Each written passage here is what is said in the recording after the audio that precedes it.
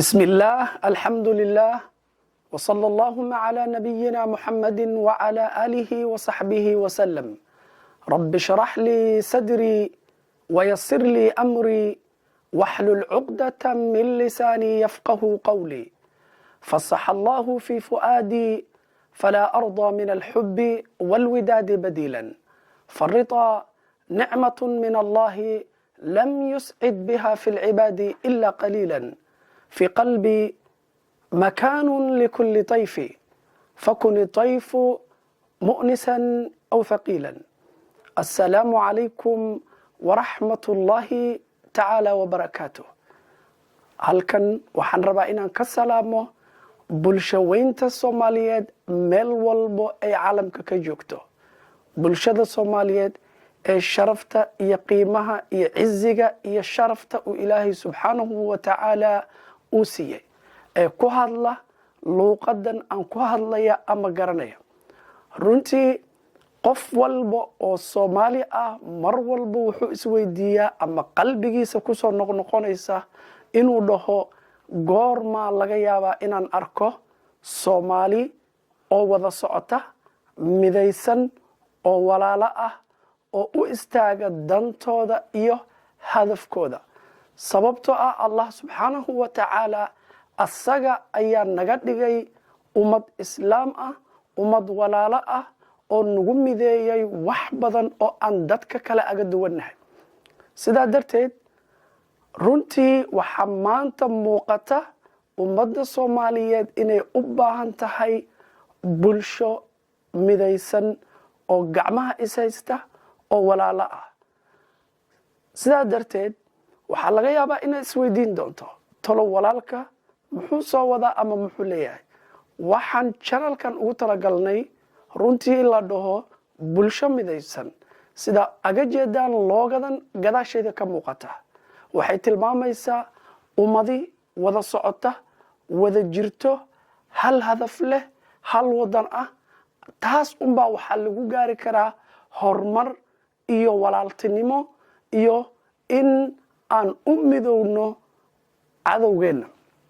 runtii maanta waxaa u jeedaa ummadda Soomaaliyeed in uu cadowgooda uu banaanka u soo baxay seefta galka uu kala baxay laakiin annagana aan moodo inaan hurdaysanahay aan ku maqannahay qabiil ama qabyaalad ama wax aanan hore noo wadaynin aan hore u soconaynin waana waxa Allah subhanahu wa ta'ala uu nooga digay sidaa darteed suuratu anfaal haddaan wax yar aan Allah tabaaraka wa ta'ala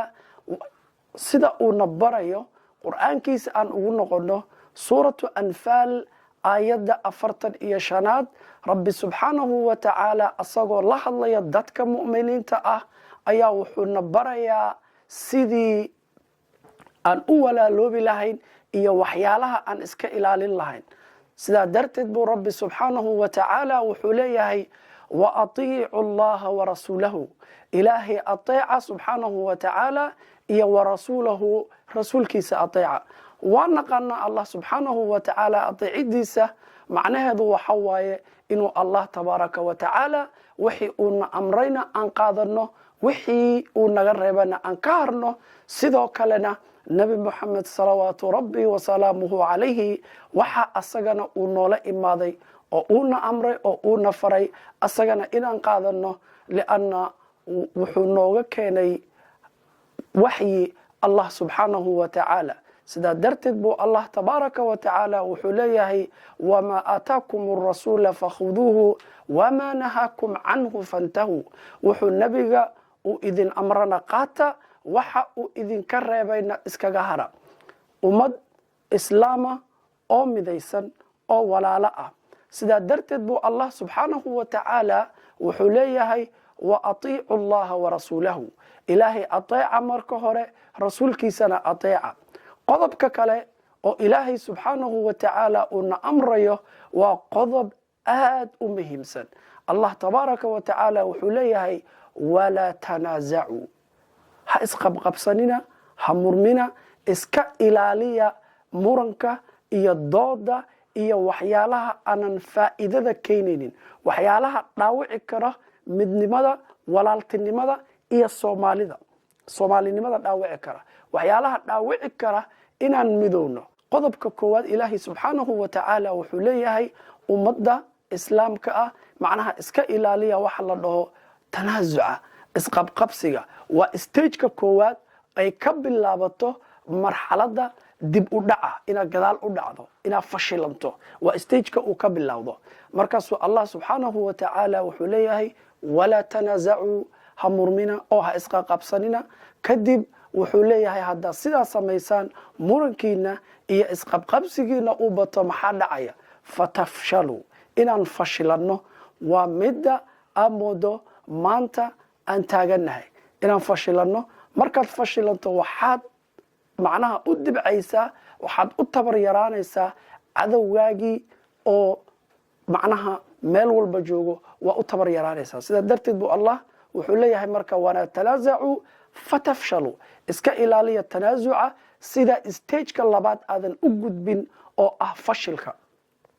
watadhaba riixukum kadibna ay baaba'do midnimadiinni watadhaba riixukum yani watadhaba quwatakum quwadiinni dadnimadiinni soomaalinimadiinni walaaltinimadiinni ishaysigiinni wixii oo dhan ay meesha ka baxaan sidaa darteed buu allah subxaanahu wa tacaala wuxuu nagu amrayaa aayaddaas saddexdaa stage waa midda hadda maanta taagan aada moodo in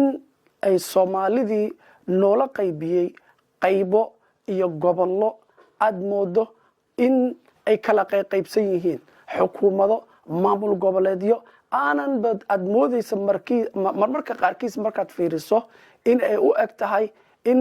markay xisaabtamayaan aad moodo inay u xisaabtamayaan sida laba dowladoodoo kale oo ajnabi ah aysan markaa ay aad moodo inay ka baxdo meesha midnimadii iyo walaaltinimadii iyo wada socodkii uu meesha ka baxo marka waxyaalaha allah tabaaraka wa tacaala uu aayaddaas uu nagu farayo ayaa waxay tahay in aan noqono dad walaalo ah ishaysta iscaawiya iskaalmeeya isgacan qabta waa midda aan ku hormari karno aan ku gaari karno bulsho midaysan sidaa darteed walaalayaal maanta waxaa moodaa ummadda soomaaliyeed in ay u kala qaybsan yihiin loola kala qaybiyey wax la dhaho qabaa'il wax la dhaho macnaha muxuu ahaa qabiil iyo qabyaalad nacam qabiilka ilaahi subxaanahu wa tacaala ayaa naga dhaliyey wax dhibana ma laha oo ilaahi subxaanahu wa tacaala asaga ayaa qof walba abuuray qof walbana ka dhaliyey taas wax dhiba ma laha qofka laakiin ma aha qofka soomaaliyeed ee walaalka ah in aad ku fogayso ama qabiil ama aad tiraaho siyaasigan waa qabiilkayga waxa uu doonayana waa waxa aniga aan doonayo oo danta aad ka fiirisa bes meesha soomaalinimadii iyo qofkan dan ma noo yahay wadanka muxuu u qaban karaa muxuu noo samayn karaa meeshaan ka fiirinayno ba annagu waxaan fiirinaynaa waxa la dhaho qabiilka marka walaalayaal waxaan u baahannahay haddii aan rabno inaan noqono dad walaalo ah oo ishaysta inaan u midowno si walaaltinimo ah inaan isu tanaasulno inaan mas-uuliyiinta aan moodo inay shacabka soomaaliyeed ay u adeegsanayaan ama ay u adeegsadeen inay ku fuulaan sallaanka siyaasadda ogow siyaasigu haddii uu noo isticmaalo aan noqono maamulo kala duwan qoloba meel jooga qoloba wax sheeganaya oo ay meesha ka baxdo midnimadii iyo walaaltinimadii ogow siyaasigan waxa uu damacsan yahay keliya waxaa weeye in uu nagu gaaro ama bulshada uu ku gaaro sida uu ku heli lahaa kursi kadib walaalayaal haddaan rabno marka inaan noqono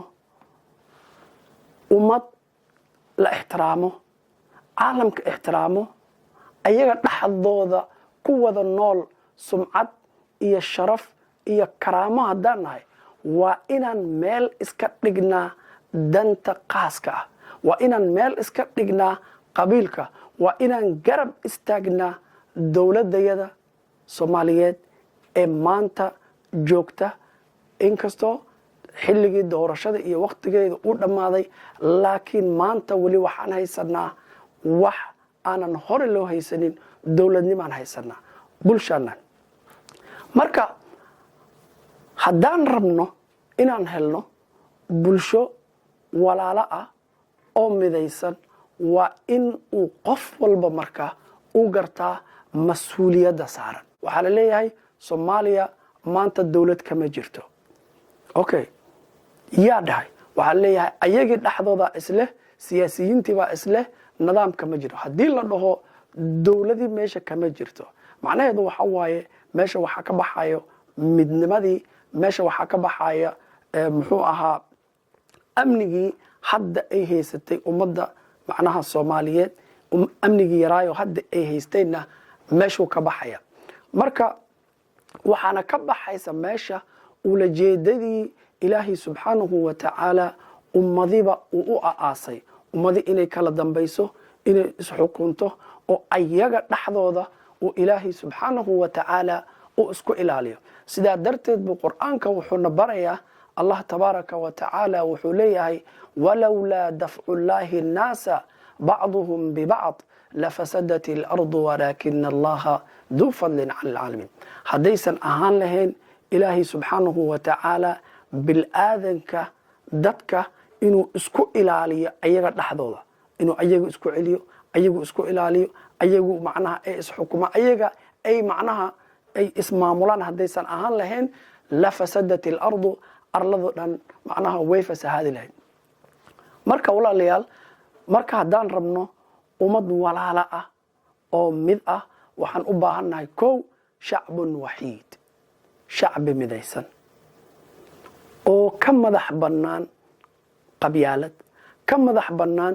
nin jeclaysi ka madax banaan wax allaala wixii midnimadeena oo dhaawici kara ka madax banaan shacbun wahiid ko laba waxaan u baahanahay watanun wahiid hal wadan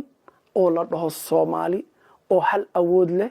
hal madaxweyne leh hal quwad leh wadan wahiid hadaadan haysanin caalamka maanta ma jirto hal wadan oo intaas soo madaxweyne leh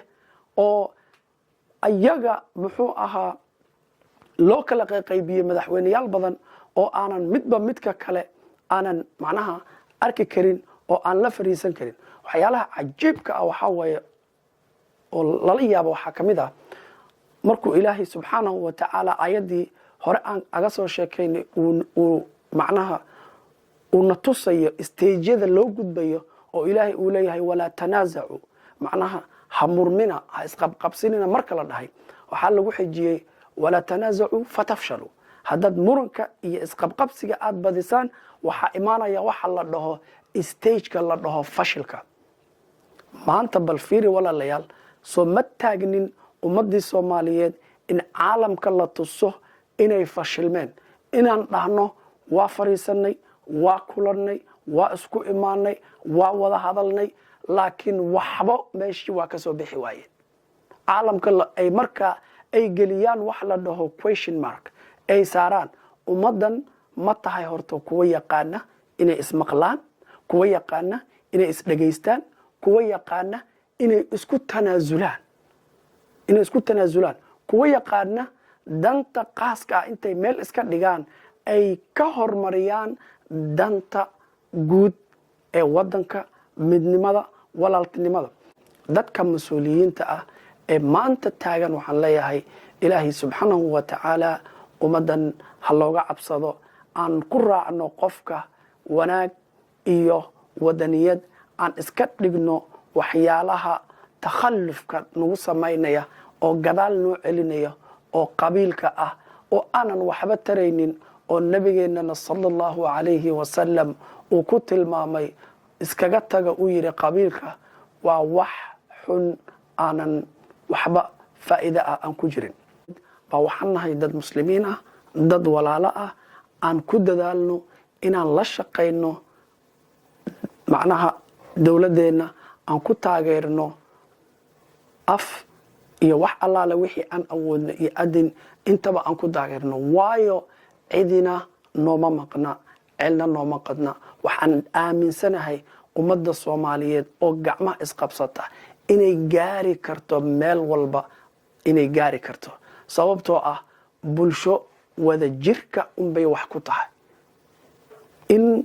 sida loogadaa ka muuqato bulsho gacmaha is haysta oo walaalo ah unbaa waxaa lagu gaari karaa inaan ku gaarno horumar. sidaa darteed walaalayaal, waxaan leeyahay meel walba uu joogo qof maamul goboleeda ka soo qaad uu madaxweyne ka yahay, waxaa ku hoos nool bulsho. bulshadaas unbuu matalaya, uu ku gorgortamaya, uu ku xisaabtamaya. bulshadaas qof walba mas-uul baa saaran. sida hore u soo sheegnay, kullukum mas-uulun wa kullukum mas-uulun can raaciyatihi. odayaasha Soomaaliyeed ee sharafta lahaa, odayaal dhaqameedkii, ayaguna waa inay qaataan roolkooda, ay la xisaabtamaan dadka ay macnaha mas-uuliyiinta ah. may u wadaan, may ku socdaan wadadii horumarka, wadadii walaaltinimada, wadadii muxuu ahaa isku keenida may ku socdaan, mise qofkan asaga salaankii oo siyaasadda uu rabo inuu asaga dantiisa kali uu ku gaaro ayuu ka shaqaynaya. marka waa inaan noqonaa dad walaalo ah oo isjecel oo gacmaha isqabsada. waxaan u malaynayaa videogaygan inaan dheereeyey, laakiin biidni illaahi tacaala videoya kale ayaan soo gelin doonaa hadduu ilaahay idmo, oo aan rabno mar walba inaan aga hadalno midnimada iyo soomaalinimada iyo walaaltinimada. hadeer social mediaha markaa fiiriso qaabka waxyaalaha runtii nagu kalifay in aan samayno ka hadalno maanta, markaan aragnay baahi intee in la eg ayay u qabtaa Soomaalida maanta inay mid tahay, ay gacmaha isqabsato. runtii maanta maalin aan aga baahi badannahay ma jirto inaan walaalo noqono, aan gacmaha isqabsanno. cadowgeennii awal qaar waa isqarqarin jireen, laakiin maanta waxaa moodaa inay bannaanka ay u soo baxeen, oo haddana aad moodo ay adeegsanayaan qof afka iyaga ku hadlaya, jirka iyagoo kale leh, suuradda iyadoo kale leh, luuqadda iyada ku hadlaya, magaca iyagina isticmaalaya. marmarka qaarkiisna aad isleedahay wax naxariisa talow ma kala hamiyaa waddankan, wax naxariisa ma kala hamiyaa ummaddan rafaadsan ee baaba'san ee xanuunsan ee meel walba maanta ku dayacan. talow miyuusan hoosba u fiirinaynin, miyuusan macnaha wax dana ka lahayn. sidaa darteed walaalayaal, social mediahu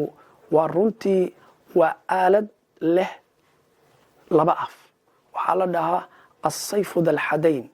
waa mindi laba af leh. haddaan u adeegsano khayrka iyo soomaalinimada iyo walaaltinimada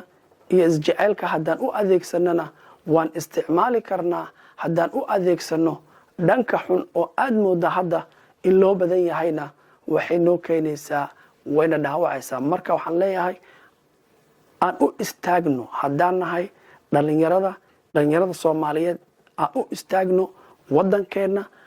qof maanta u istaagaya ma jiro aan annaga ka ahayn. annaga ayaa xoog isku ah, annaga ayaa iskaashanayna, annaga ayaa daawanayna, u jeedna wixii macnaha meesha maanta ka socda Soomaaliya. aan dowladeenna garab istaagno. waan ognahay dowladeenna maanta waxa lagu ciilayo waa tabardarro iyo in aan annagu aanan midaysnayn, in annagu ayna wataan qaarba qaarka kale aan moodo in ay wataan dowlado ay leeyihiin lafageri ayagaa laysku jebiyaa. marka hore intaan annaga u imaanin, horta ayaga ha is soo jebiyaan, ayagu macnaha dhulka ha isdhigaan, markaas annagana aan dhulka ka qaadano. awal waxay maraysay, waxaana lagu haystay badeenni, haddana waxay maraysaa in la leeyahay barigii, dhulkiiba hadda qaarkii no lagu haysto. waxaan leeyahay halkaas annagaa isdhignay, waa inaan kacno, aan dowladeennana garab istaagno, aan la shaqayno. annaga haddii aan gacmaha isqabsanno waxaan ku gaari karnaa meel hor. haddaad rabto soomaalinimada, midnimada iyo dowladdaada aad jeceshahay, fadlan waxaan rabnaa in aan gaarsiino fariinteenna meel fog say u maqlaan dadka Soomaaliyeed meel walbo ay joogaan, aan u helno bulsho midaysan. fadlan saar subscribe, sii share garee, saaxiibadaana la wadaag.